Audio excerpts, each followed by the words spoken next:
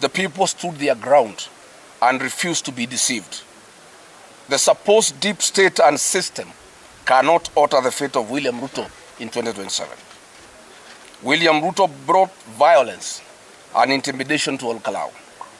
He flooded one constituency with 2,000 police officers. He brought the infamous Sierra Squad to Ol Kalou, the one of the Wetima ECK church attack. In full view of the country, William Ruto had masked men hooded with guns, intimidating voters and trying to seize polling stations in an attempt to disrupt counting and steal the election by force. A government waged war on its own citizens, attacking innocent women, old men and young people, queuing peacefully to exercise their democratic right.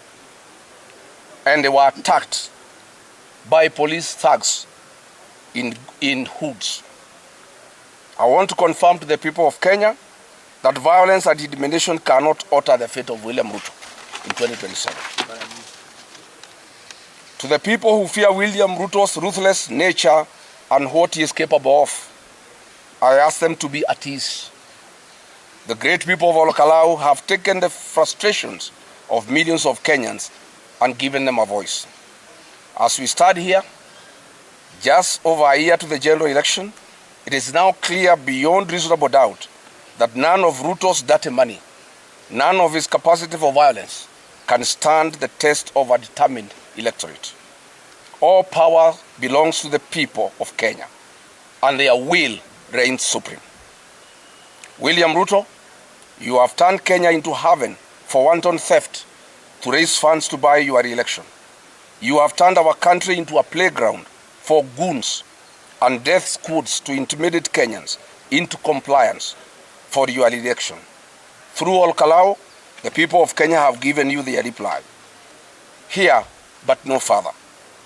William Ruto, today marks the beginning of your retreat, and it is a journey with only one destination, one term. Yesterday was a tipping point for this country. The residents of Ol Kalou came out in overwhelming numbers to make their voice heard. We owe them our deepest gratitude for their dedication, their commitment, and above all, their resilience. However, we cannot celebrate this outcome without fully addressing the circumstances under which the election took place. The impunity of the government must be named and it must be condemned. Violence was the order of the day. For avoidance of doubt, the violence was perpetrated entirely by the state. Photos and videos of masked armed men terrorizing voters are now in public record. This was Nairobi Sierra, the very death squad responsible for abductions of Gen Zs. The same squad that has been attacking churches across the country. Yesterday, this squad, together with goons and plainclothes police officers, stormed polling stations in a coordinated attempt to disrupt the counting. Amid the chaos of tear gas and gunfire, they intended to overturn the will of the people.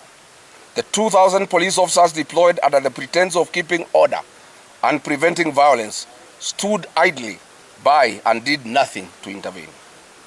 It was the ordinary people who stood strong. Unarmed and unprotected, they held the line against men with guns and defended their polling stations. We must commend the people of Ol Kalou. They refused to back down in the face of terrible and extreme violence. History will remember their courage. However, this courage came at a devastating cost.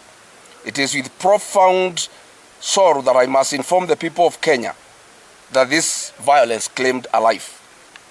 James Muigai of Vehote Village, Kiabaga Ward, was shot and killed by the policemen sent by William Ruto.